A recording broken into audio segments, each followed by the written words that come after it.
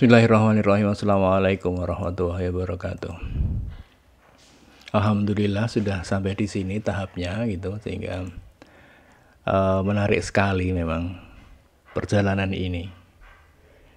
Dan rasa-rasanya yang perlu dibagikan pada banyak orang itu adalah bagaimana menjalani sesuatu yang kita tidak pernah dan bertahan di situ dalam waktu yang selama-lamanya gitu. Karena tidak mudah mengumpulkan kenyataan yang sudah dihadapi oleh banyak orang gitu ya.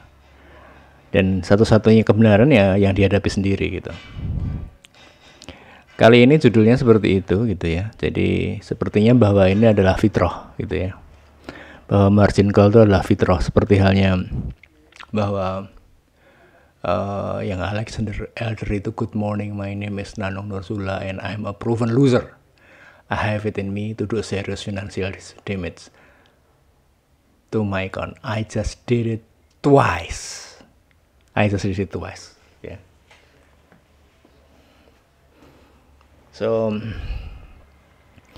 itu menarik gitu ya, dan tidak perlu disangka bahwa itu akan terjadi, yang penting adalah dikenali. Aku pasti margin call lagi, usaha kenal dalam diri gitu ya. So gambarnya ini jadi perlu jeda gitu ya, karena tidak harus jeda gitu. Bahwa margin call ini tidak bisa sembuh gitu. Jadi pasti akan datang lagi. Sehingga harus gimana sih dietnya gitu ya. Gitu. Kayak misalnya butuh karbohidrat, ya gimana dietnya? Karena kalau kebanyakan gimana, kalau kurang gimana gitu. Dan menghabit-habit seperti yang sudah kulakukan adalah diet gula misalnya. Caranya adalah kemana-mana bawa air putih supaya tidak terhabit untuk minum teh manis. Karena di sini habitnya adalah kalau minum teh tuh manisnya kelewatan gitu. Dan itu kalau minumnya malam itu paginya juga bangunnya susah. Jadi tidak mungkin sembuh margin call ini akhirnya. Dan belajar diet margin call. Yang sering terjadi kenapa margin call itu adalah AB sama perlindungan diri. Jadi kalau misalnya di gambar ini ya, itu tidak pakai safety gitu. Ini kan mereka pakai belt ketika naik, kalau turun sudah anjloknya itu, lompatnya itu ya tidak tinggi-tinggi amat gitu ya. Itu terjadi AB sama perlindungan diri ini, kurang R. Itu karena overestimate sama diri sendiri gitu.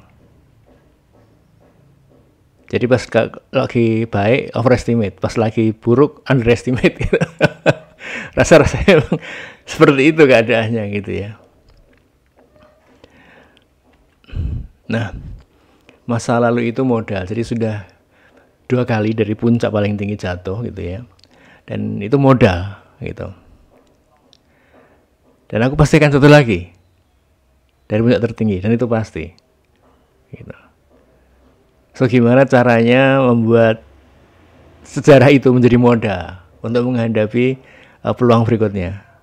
Mau tidak mau aku harus menerima itu sebagai bagian dari diriku. Jadi nggak bisa disangkal gitu ya. Tidak ada gunanya juga. Dulu waktu tes di jalan apa itu lupa aku ya, di dekat pom bensin di Bandung itu, deg-degan luar biasa. Itu bagian dari diri gitu. Nah tinggal gimana caranya menyiasatinya gitu ya. Dulu sebelumnya juga sudah pernah waktu jadi komandan upacara, waktu testing masuk SMA gitu ya. Jadi ketika harus berhasil itu ternyata malah deg gitu. Dan hal yang paling baik memang itu, tahu bahwa bisa kalah, tahu bisa salah, dan toh terbukti sudah sering salah dan salahnya fatal gitu ya. Gitu. Dan sudah juga terbukti berhasil gitu ya. dan berhasilnya juga luar biasa. Semuanya harus disyukuri. Lesakan kepercayaan diri itu pasti hadir.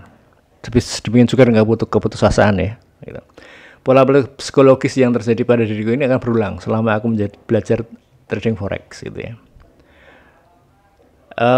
Sangat tidak ada perlunya untuk disangkal, karena semua itu bagian dari fitrahnya begitu gitu. Jadi Allah Ta'ala udah kasih fitrahnya kayak gitu, jadi kenapa harus disangkal gitu.